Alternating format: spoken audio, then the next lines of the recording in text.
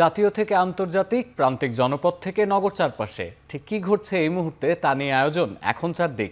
আপনার সঙ্গে আছি আমি সতীর্থ কর্মকার।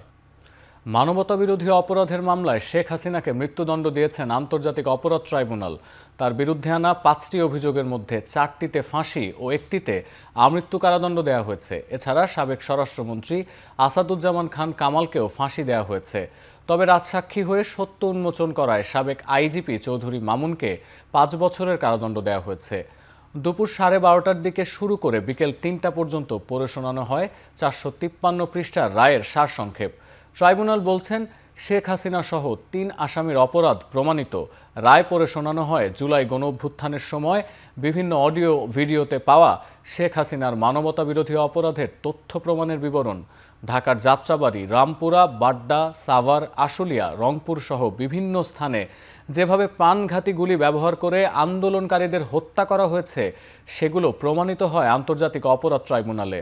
আন্তর্জাতিক অপরাধ ট্রাইব্যুনাল ১-এর এজলাস থেকে রায় ঘোষণার কার্যক্রম সরাসরি সম্প্রচার করে বাংলাদেশ টেলিভিশন। গণঅভ্যুত্থানের সময় হত্যাকাণ্ড সহ মানবতাবিরোধী অপরাধের ঘটনায় করা মামলার এটিই প্রথম রায় যার রায় ঘোষণা করা হয়েছে।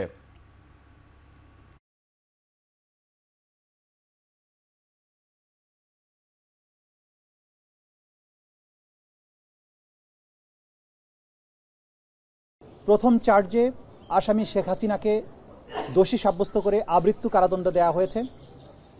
দ্বিতীয় চার্জে আসামি শেখ হাসিনাকে দোষী সাব্যস্ত করে মানবতা বিরোধী অপরাধের দায়ে ২০২৪ সালের জুলাই অভ্যুত্থান চলাকালে বাংলাদেশে ছাত্র জনতাকে লিথাল ওয়েপন, হেলিকপ্টার, ড্রোন ব্যবহারের মাধ্যমে নিষ্ঠুরতম পন্থায় ১৪০০-র মতো ছাত্র জনতাকে হত্যা এবং ২৫,০০০-এর বেশি ছাত্র জনতাকে আহত করার দায়ে, মোর স্পেসিফিক্যালি আশুলিয়াতে ৬ জনকে হত্যা করে পুড়িয়ে দেয়া, চানখারপুলে ৬ জনকে হত্যা করার মাধ্যমে যে অপরাধ করেছেন সেটার দায়ে তাকে দোষী সাব্যস্ত করে মৃত্যুদণ্ড প্রদান করেছেন। ন্যায় বিচারের মানদণ্ড হলো এই মামলার ২ জন আসামিকে সর্বোচ্চ শাস্তি মৃত্যুদণ্ড দেওয়া হয়েছে। একজন আসামি যিনি রাজসাক্ষী হিসাবে নিজেকে আদালতের সামনে উপস্থাপন করেছেন, সার্বিক বিবেচনায় আদালত তাকে ৫ বছরের কারাদণ্ড প্রদান করেছে। শেখ হাসিনার রায় কেন্দ্র করে রাজধানীর পরিস্থিতি জানাতে হাইকোর্ট প্রাঙ্গণে আছেন সহকর্মী আসিফ ইকবাল খান এবং শাহবাগ থেকে সরাসরি যুক্ত হচ্ছেন মাহফুজা বৃষ্টি। প্রথমেই যাচ্ছি আসিফের কাছে। আসিফ, শেখ হাসিনার রায়ের পর ট্রাইব্যুনাল এলাকার নিরাপত্তার কী ধরনের আয়োজন দেখছেন সে সম্পর্কে জানাবেন। এছাড়া সেখানকার জনজীবন স্বাভাবিক কিনা সেটিও বলবেন। সতীর্থ, পতিত স্বৈরশাসক শেখ হাসিনার যে মামলার রায় হলো, সেই রায়কে কেন্দ্র করে কিন্তু আজকে পুরো আদালত প্রাঙ্গণে আসলে নিরাপত্তা চাদরে ঘিরে রাখা হয়েছে। আমরা এখন আছি হাইকোর্ট প্রাঙ্গণের সামনে। এখানে কিন্তু আমরা দেখছি যে হাইকোর্টের যে প্রবেশ মুখ, সেখানে আমরা যেমন দেখছি আইনশৃঙ্খলা রক্ষাকারী বাহিনীর উপস্থিতি রয়েছে, সেরকমভাবে কিন্তু আমরা হাইকোর্টের ভিতরের অংশে দেখছি যে সেনাবাহিনীর কিন্তু একটি অবস্থান রয়েছে। সেখানে সেনাবাহিনীর সাজোয়াজান রয়েছে, তারা কিন্তু একটি অবস্থানে রয়েছে যাতে করে কোনো ধরনের অপ্রীতিকর কোনো ঘটনা না ঘটে। এবং সকাল থেকে আসলে নিরাপত্তার চাদরে পুরো এলাকাটি আবদ্ধ ছিল যাতে করে এই রায়কে কেন্দ্র করে কোনো অপ্রীতিকর ঘটনা না ঘটে।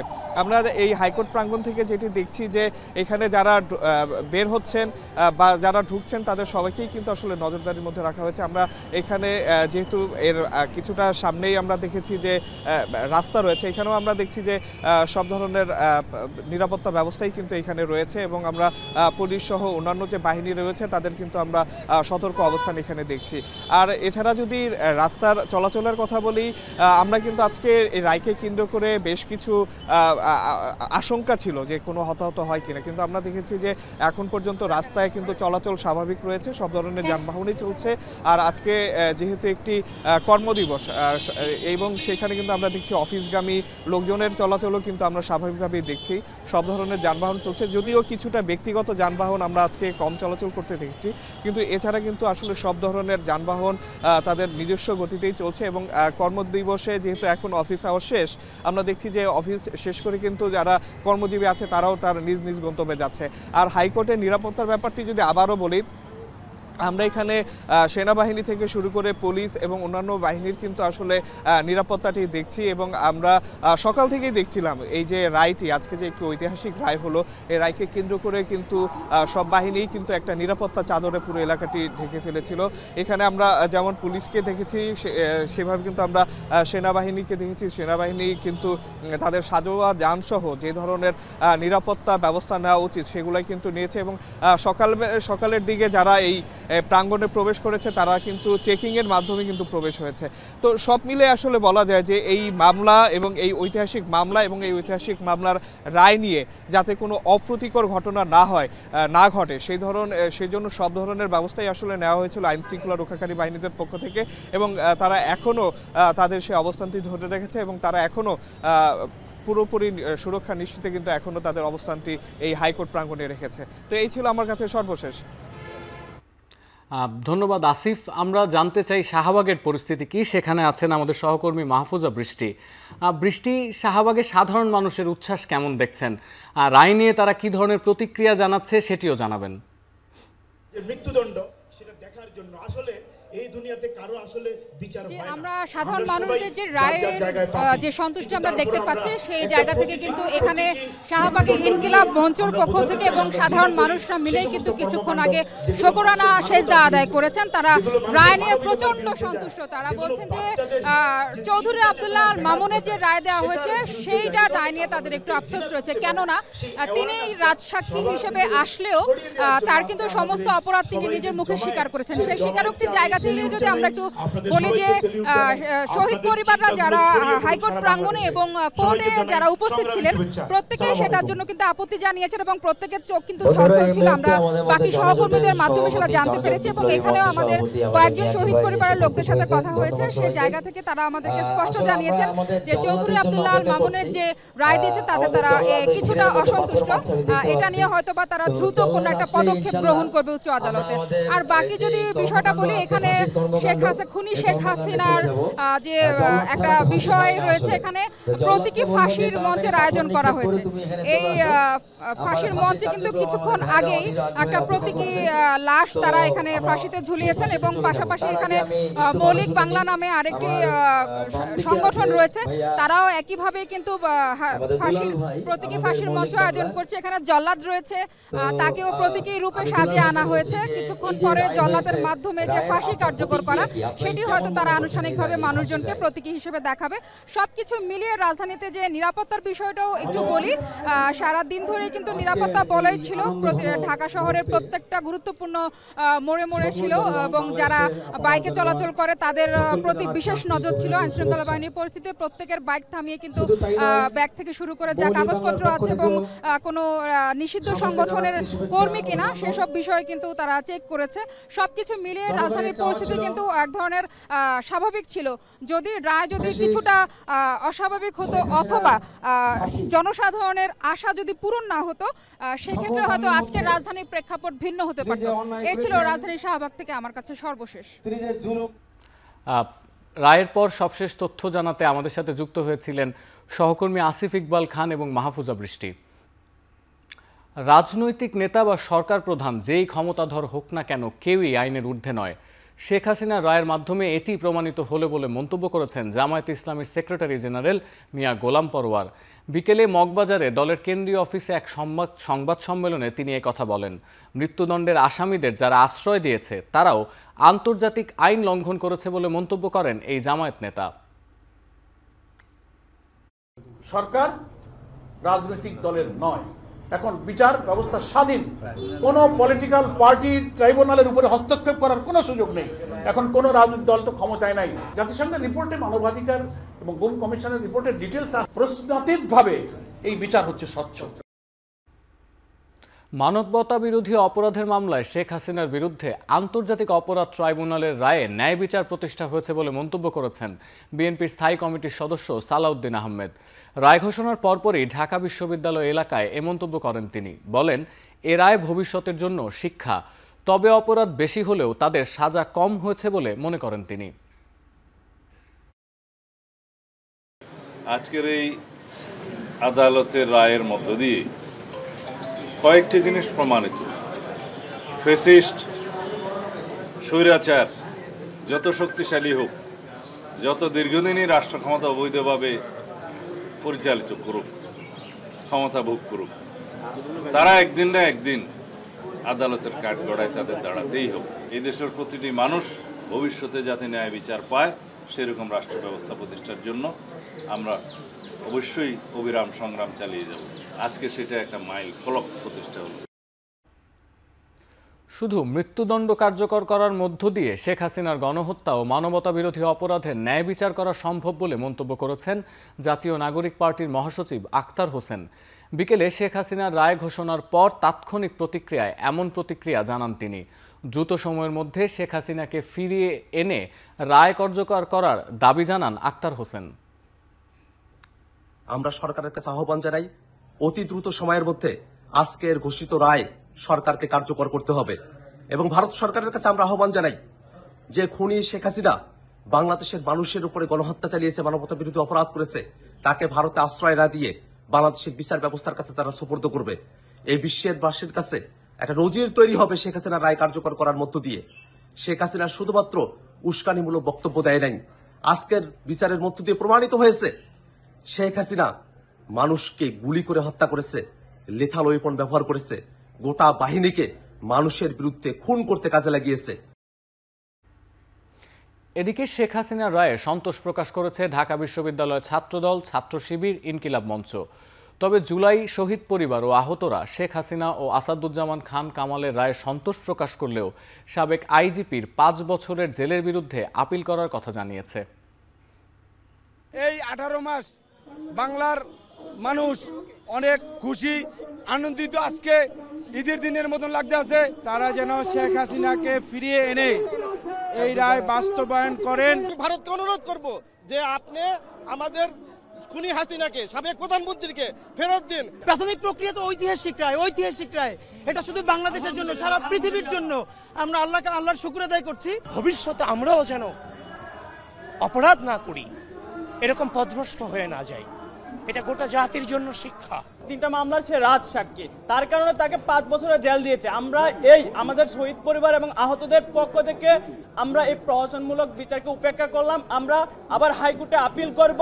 5 বছরের সাজা শোনানো হয়েছে, যেটাতে আমরা সন্তুষ্ট না, কারণ সে যতটুকু যা অপরাধ করেছে 5 বছর কিছুই না।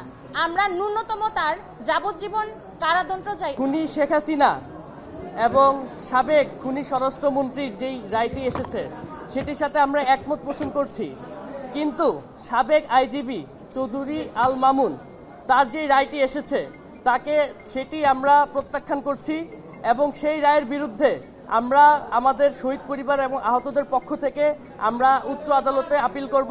হাসিনাকে ভারত থেকে স্বাধীন বাংলাদেশে দ্রুত নিয়ে আসতে হবে। এক্ষেত্রে ইন্টারপোলের সহযোগিতা নিয়ে এবং আন্তর্জাতিক যত মাধ্যম আছে সেই মাধ্যম ব্যবহার করে খুনি হাসিনাকে এবং তার দোষরদেরকে দেশে নিয়ে এসে দ্রুত রায় কার্যকর করতে হবে। দীর্ঘ 15 মাসের আইনি লড়াইয়ের পর মানবতা বিরোধী অপরাধে দায়ী ফ্যাসিস্ট শেখ হাসিনার ফাঁসির রায় ঘোষণায় দেশের বিভিন্ন স্থানে আনন্দ মিছিল ও মিষ্টি বিতরণ করে সাধারণ জনতা। খুলনায় শেখ হাসিনার বিরুদ্ধে ঘোষিত মৃত্যুদণ্ডের রায়কে কেন্দ্র করে ছাত্র জনতার উল্লাস দেখা গেছে। দুপুরে শিববাড়ি মোড়ে মিষ্টি বিতরণ করেন তারা। একই সঙ্গে জুলাই আন্দোলনের বিভিন্ন স্লোগানও দেন আন্দোলনকারীরা। তাদের দাবি রায় দ্রুত কার্যকর হওয়া না পর্যন্ত আন্দোলন চলবে। এদিকে সিলেট কেন্দ্রীয় শহীদ মিনারে সকাল থেকেই অবস্থান নেন এনসিপি ও বৈষম্য বিরোধী ছাত্র আন্দোলনের নেতাকর্মীরা। রায় ঘোষণার পর পুরো এলাকা স্লোগানে মুখরিত হয়ে ওঠে। পরে আনন্দ মিছিল ও মিষ্টি বিতরণ করা হয়। রাজশাহীতেও রায়ের খবর পেয়ে বিভিন্ন স্থানে আনন্দ মিছিল ও মিষ্টি বিতরণ করে এনসিপি। মিষ্টি নিয়ে আনন্দ মিছিলটি শহরের বিভিন্ন স্থান প্রদক্ষিণ করে। নাটোরেও এই রায়কে স্বাগত জানিয়ে মিষ্টি বিতরণ করেছে বিএনপি। কানাইখালী এলাকায় নেতাকর্মীরা সাধারণ মানুষের মাঝেও মিষ্টি বিলিয়ে রায়ের প্রতি সন্তোষ প্রকাশ করেন। সে বিগত 17 বছর যে তার ফ্যাসিবাদ কায়েম করেছে, এর যে প্রাপ্য তার যে শাস্তির খুব সামান্য একটি পেয়েছে, এতে আমরা অনেক খুশি। শেখ হাসিনার মৃত্যুদণ্ড হয়েছে, এতে আমরা খুশি এবং রায়টা যত তাড়াতাড়ি আমাদের কার্যকর হবে তত তাড়াতাড়ি আমরা বেটার ফিল করব। শোনার সাথে সাথে মিষ্টি কিনে আমরা নিজেরা উল্লাস করে খাচ্ছি। কিছুক্ষণ আগে মিষ্টি কিনতে যে আমরা 5 থেকে 7 মিনিট অপেক্ষা করেছি। আমরা এই ফাঁসির রায়ে খুবই খুশি। আন্তর্জাতিক গণমাধ্যমে ফলো করে প্রচার করা হয়েছে জুলাই গণঅভ্যুত্থানে সংঘটিত মানবতাবিরোধী অপরাধের বিচার কাজ। ভারত, পাকিস্তান সহ ইউরোপ, মধ্যপ্রাচ্য এবং যুক্তরাষ্ট্রের গণমাধ্যমগুলোর বিশেষ নজর ছিল এই বিচার কাজের ওপর। সরাসরি সম্প্রচার সহ বিশেষ প্রতিবেদনে উঠে এসেছে বাংলাদেশের সাম্প্রতিক রাজনৈতিক প্রেক্ষাপটের সবচেয়ে আলোচিত এই মামলা। অদূর ভবিষ্যতে বাংলাদেশ কোন দিকে যাবে তা ঠিক করতে পারে আজকের রায়, মন্তব্য করেছে ব্রিটিশ সংবাদ মাধ্যম বিবিসি। বার্তা সংস্থা রয়টার্সের বিশ্লেষণে উঠে আসে রাজধানী ঢাকায় বিরাজমান উত্তেজনা ও বিচার কাজ। আদালতের রায়ে হাসিনার প্রতিক্রিয়া নিয়ে প্রতিবেদন প্রকাশ করেছে ভারতের আনন্দবাজার পত্রিকা।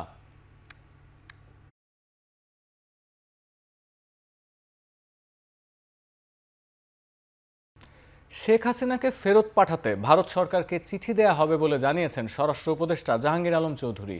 বিকেলে সচিবালয়ে আইন শৃঙ্খলা সংক্রান্ত কোর কমিটির বৈঠক শেষে স্বরাষ্ট্র উপদেষ্টা বলেন, শেখ হাসিনার রায়কে ঘিরে দেশের বাইরে থেকে উস্কানি দেওয়া হচ্ছে, তাই জনগণকে সতর্ক থাকতে হবে।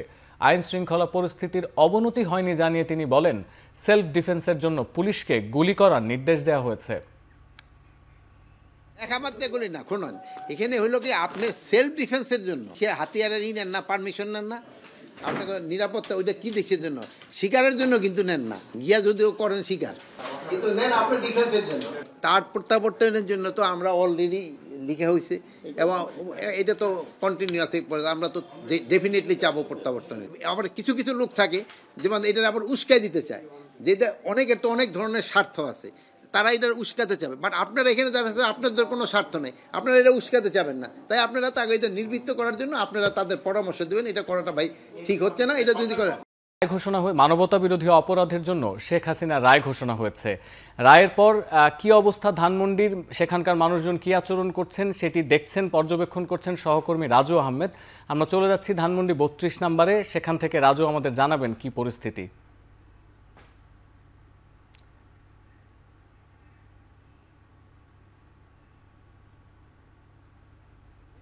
কিন্তু চলছে ধাওয়া পাল্টা ধাওয়া। জানাতে চাই যে দিনের আলো ফুরে আসলেও এখন পর্যন্ত আন্দোলনকারীরা কিন্তু তারা তাদের যে দাবি, সেই দাবি মানাতে এখন পর্যন্ত রাজপথে আছে এবং এই মুহূর্তে সেনাবাহিনীর সদস্যরা তাদেরকে ধাওয়া দিচ্ছে। আপনারা দেখছেন যে আমার পিছনে এবং সামনে সেনাবাহিনীর বিপুল সংখ্যক সদস্য যারা কাজ করছেন এই আন্দোলনকারীদের দমাতে। জানাতে চাই যে এখন পর্যন্ত কয়েক ঘন্টা হয়ে গেছে, অর্থাৎ দুপুর 12টা নাগাদ শুরু হয়েছে এবং প্রায় 5 থেকে 6 ঘন্টা ধরে এই আন্দোলনটি চলছে। দিনের আলো ফুরিয়ে গেছে, মাগরিবের আজান হয়েছে, তবে এখন পর্যন্ত কিন্তু এই আন্দোলন থামানো যায়নি। আমরা আন্দোলনকারীদের সঙ্গে কথা বলেছি, তারা বলছেন যে এই ধানমন্ডি 32-এর যে জরাজীর্ণ ভবনটি রয়েছে সেটি গুড়ি দিতে তারা এসেছিল এবং তাদের শান্তিপূর্ণ কর্মসূচিতে পুলিশ হামলা চালিয়েছে এবং সেই তার প্রতিবাদে কিন্তু তারা এখন পর্যন্ত রাজপথে রয়েছে। একই সঙ্গে যখন আসলে শেখ হাসিনার রায় হয়েছে সেই রায়ের প্রেক্ষিতে তারা কিছুটা উল্লাস পালন করলেও কিন্তু তাদের মধ্যে এখন পর্যন্ত যে দাবিগুলো মূলত তারা বলছেন যে শেখ হাসিনার রায় দ্রুত কার্যকর করতে হবে, অন্যথায় তারা রাজপথ ছাড়বেন না, এমন হুঁশিয়ারি কিন্তু তারা দিচ্ছেন। আমরা যদি জানাতে চাই যে এই মুহূর্তে আমার সহকর্মী ইরফান যেখান থেকে মূলত আমাকে ধরে রয়েছেন বা ক্যামেরার ফ্রেম দেখাচ্ছেন, সেখানেও কিন্তু পুলিশের অভিযান চলছে, অর্থাৎ সেখানেও পুলিশ, অর্থাৎ ফুটওভার ব্রিজে উঠেও কিন্তু পুলিশ সেখানে সেনাবাহিনীর সদস্যরা সেখানে অভিযান চালিয়েছে এবং নিচেও কিন্তু অভিযান চলছে এবং পুরো দমে এবার সেনাবাহিনীর সদস্যরা এই রাজপথ খালি করার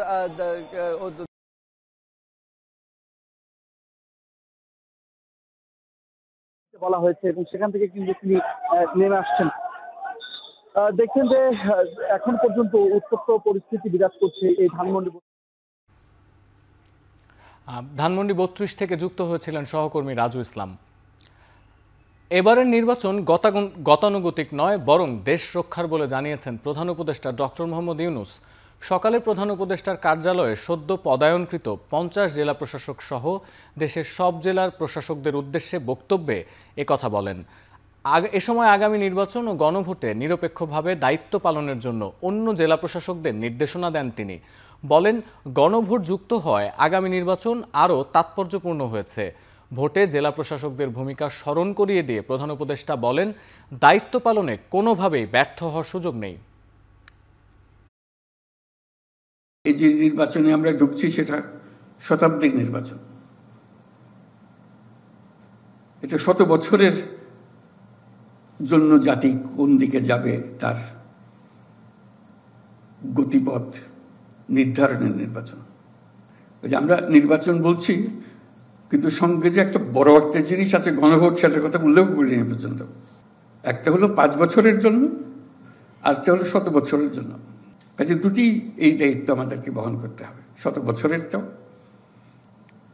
এবং 5 বছরের যেটা হবে সেটা। এবং সেই 5 বছরে হবে 100 বছর নির্বাচন জাতিকে কোন দিকে নিয়ে যাবে সেটাকে লক্ষ্য করে।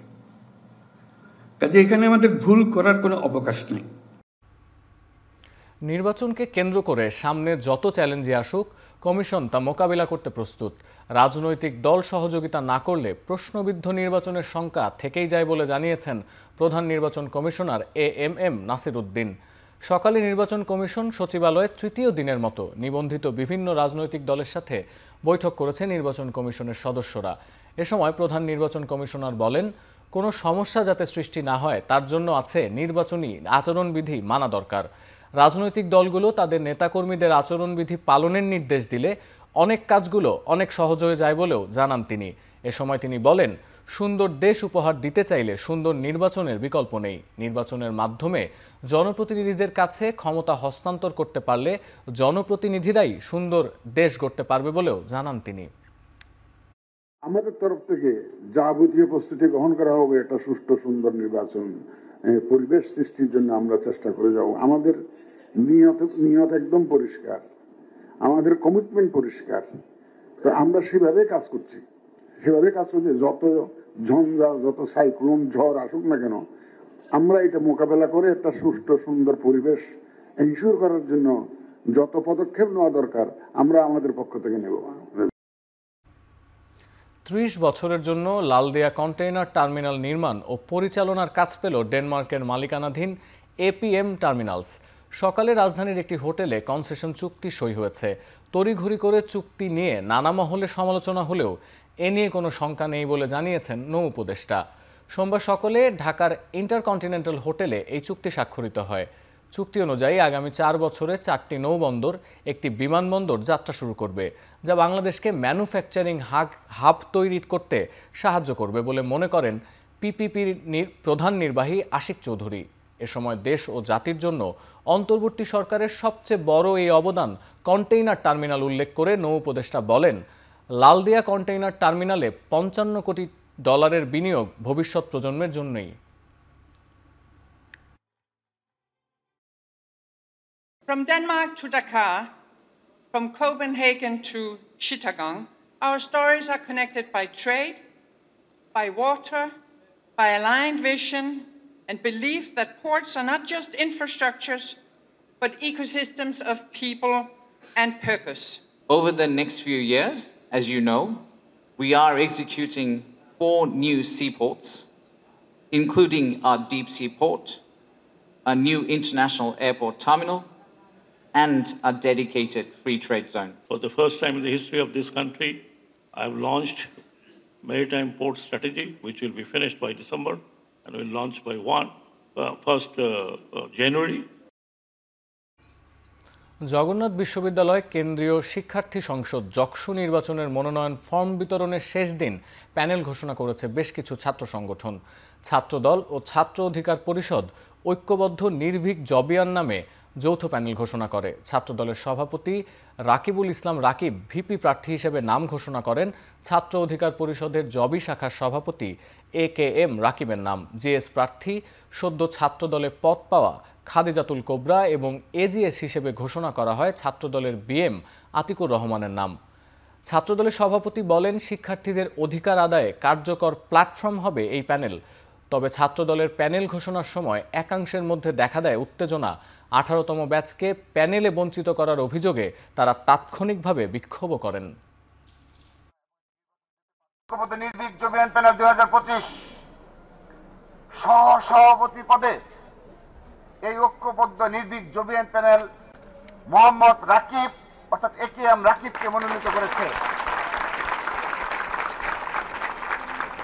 এবং সাধারণ সম্পাদক হিসাবে আমরা মনোনীত করেছি খাদিজাতুল কুবরাকে আমরা মনোনীত করেছি জবি ছাত্রদলের যুগ্ম আহ্বায়ক এবং সহ সাধারণ হিসাবে আমরা মনোনীত করেছি জগন্নাথ বিশ্ববিদ্যালয়ের প্রিয় মুখ জুলাই আগস্ট গণঅভ্যুত্থানের অন্যতম নেতৃত্বদানকারী BM আতিকুর রহমান তানজিলকে আমরা সহ সাধারণ সম্পাদক পদে মনোনীত করেছি। ভাসানী ব্রিগেড প্যানেল থেকে AGS পদে লড়বেন আমি শামসুল আলম মারুফ, আইন বিভাগ 20-21 শিক্ষাবর্ষ।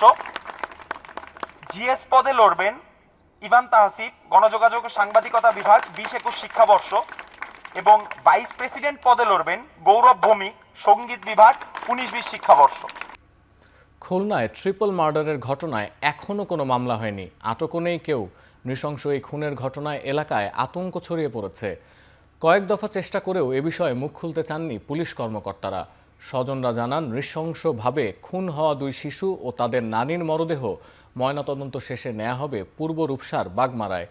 পরিবার বলছে দাফন শেষে তারা এ মামলার ব্যাপারে এগোবেন। এদিকে এমন বর্বর হত্যাকাণ্ডে হতবাক স্থানীয় বাসিন্দারা। দ্রুত তদন্ত ও কঠোর শাস্তি দাবি তাদের।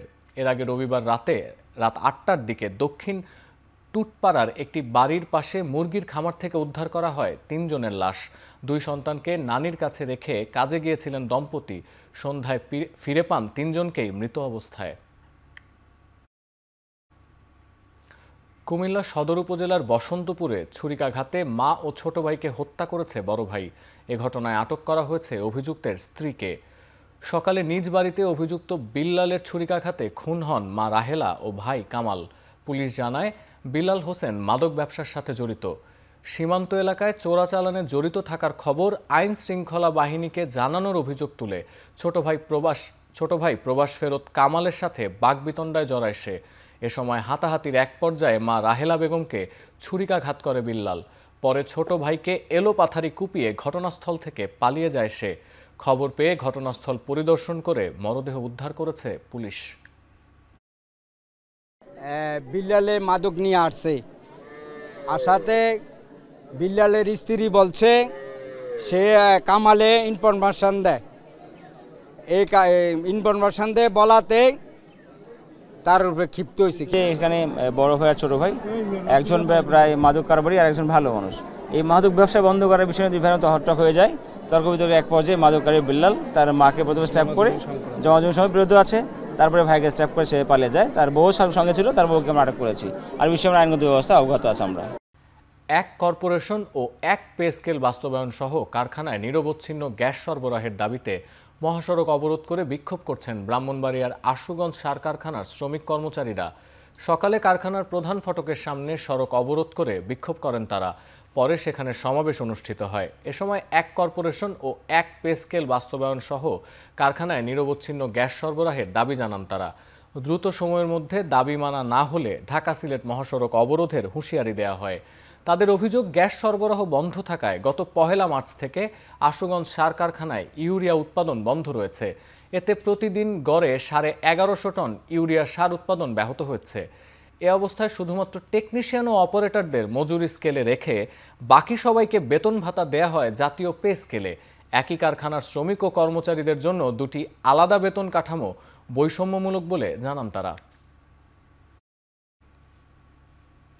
রাজধানীর একটি হোটেলে ভারত মহাসাগরে মেরিটাইম ডোমেন অ্যাওয়ারনেস নিয়ে 2 দিনের আন্তর্জাতিক কর্মশালা অনুষ্ঠিত হয়েছে। বাংলাদেশ, অস্ট্রেলিয়া এবং আঞ্চলিক অংশীদারদের ঊর্ধ্বতন নৌ কর্মকর্তা, নীতি বিশেষজ্ঞ, গবেষক, কূটনীতিকরা এবং সামুদ্রিক পেশাজীবীরা এতে অংশ নেন। Bangladesh institute of maritime research and development and Australian national university যৌথভাবে এই কর্মশালার আয়োজন করে। কর্মশালায় এমডিএ বিশ্লেষণ ও তথ্য ভাগাভাগির কৌশলের ওপর বিশেষ তাগিদ দেওয়া হয়। উদ্বোধনী অনুষ্ঠানে নৌবাহিনীর প্রধান অ্যাডমিরাল এম নাজমুল হাসান প্রধান অতিথি হিসেবে উপস্থিত ছিলেন। Institute of maritime research and ডেভেলপমেন্টের চেয়ারম্যান রিয়ার অ্যাডমিরাল মীর এরশাদ আলী ও অস্ট্রেলিয়ান হাই কমিশনার সুশান রাইল বিশেষ অতিথি হিসেবে অনুষ্ঠানে উপস্থিত ছিলেন। সৌদি আরবের মক্কা থেকে মদিনাগামী ওমরা যাত্রীবাহী একটি বাস ও ডিজেল ট্যাঙ্কারের মধ্যে ভয়াবহ সংঘর্ষ হয়েছে। এতে অন্তত ৪২ ভারতীয় নাগরিকের প্রাণহানি হয়েছে বলে নিশ্চিত করেছে তেলেঙ্গানার রাজ্য সরকার। স্থানীয় সময় রোববার রাত ১:৩০টায় এই দুর্ঘটনা ঘটে। নিহতদের মধ্যে ২১ জন নারী ও ১০ জন শিশু ছিল বলে উল্লেখ করেছে গালফ নিউজ। বাসটির বেশিরভাগ যাত্রী হায়দ্রাবাদের বাসিন্দা বলে জানা গেছে।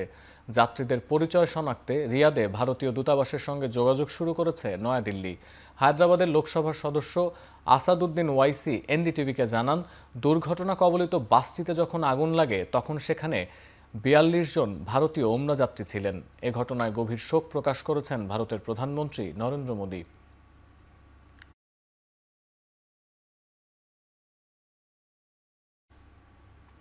চব্বিশ ঘন্টায় ইউক্রেনের হামলায় প্রাণ গেছে বা আহত হয়েছে রাশিয়ার প্রায় ১২০০ সেনা, দাবি করছে ইউক্রেনের সেনাবাহিনী। কিয়েভের তথ্য অনুসারে এ নিয়ে ৩.৫ বছরের যুদ্ধে রাশিয়ার হতাহত সেনার সংখ্যা ১১,৫৯,০০০-এর বেশি। রাশিয়ার ২টি ট্যাঙ্ক, ২টি বিমান বিধ্বংসী ব্যবস্থা ও ১৭টি দূরপাল্লার যুদ্ধাস্ত্র ধ্বংসের দাবিও ইউক্রেনের। তবে এ বিষয়ে কিছু জানায়নি রাশিয়া। ইউক্রেনের খার্কিভে রাশিয়ার হামলায় প্রাণ গেছে কমপক্ষে ৩ জনের, আহত হয়েছেন আরও ১০ জন। একই রাতে ইউক্রেন থেকে ছোড়া ৩৬টি ড্রোন ধ্বংসের দাবি করেছে রাশিয়ার প্রতিরক্ষা বাহিনী। এদিকে গ্রিস থেকে জ্বালানি সরবরাহের চুক্তি নিশ্চিতের পর ফ্রান্সের প্রেসিডেন্ট ইমানুয়েল ম্যাক্রোর সাথে সাক্ষাতের উদ্দেশ্যে রওনা দিয়েছেন ইউক্রেনের প্রেসিডেন্ট ভলোদিমির জেলেনস্কি।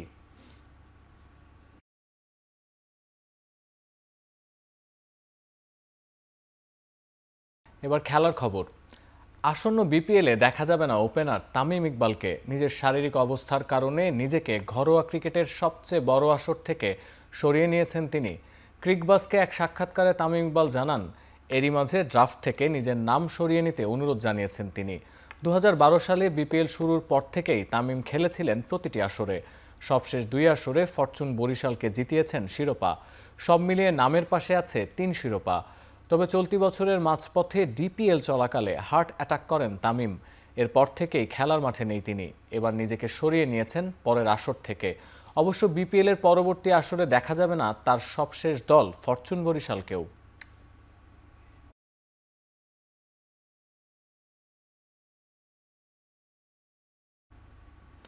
দ্বিতীয় মেয়াদে রাজস্থান রয়্যালসের কোচ নির্বাচিত হয়েছেন কুমার সাঙ্গাকারা। এক বিবৃতিতে তাকে কোচ করার বিষয়টি নিশ্চিত করেছে ফ্র্যাঞ্চাইজি কর্তৃপক্ষ। এর আগে ২০২১ থেকে ২০২৪ সাল পর্যন্ত রাজস্থানের হেড কোচ হিসেবে কাজ করেছেন সাঙ্গাকারা। গত আসরে তাকে কোচের পদ থেকে সরিয়ে টিম ডিরেক্টর হিসেবে দায়িত্ব দেওয়া হয়। তবে আসন্ন মৌসুমে একই সঙ্গে টিম ডিরেক্টর ও হেড কোচ হিসেবে দায়িত্ব পালন করবেন তিনি। সাঙ্গাকারার কোচিংয়ে ২০২২-এর আইপিএলের ফাইনাল ও ২০২৪-এর আইপিএলের প্লে অফে খেলেছিল রাজস্থান রয়্যালস। লঙ্কান কিংবদন্তি সহকারী কোচ হিসেবে কাজ করবেন বিক্রম রাঠোর। বোলিং কোচ হিসেবে থাকছেন নিউজিল্যান্ডের শেন বন্ড। আগামী ১৬ ডিসেম্বর আইপিএলের পরবর্তী আসরের নিলাম অনুষ্ঠিত হবে। তার আগেই কোচিং প্যানেল চূড়ান্ত করল রাজস্থান রয়্যালস। শেষ করছি এখন চারদিক। এখন টেলিভিশন ওয়েবসাইটে দেখতে ভিজিট করুন www.ekhon.tv। এছাড়া ফেসবুকে দেখতে ভিজিট করুন facebook.com/tv.ekhon আর ইউটিউবে দেখতে ভিজিট করুন youtube.com/c/ekhon tv।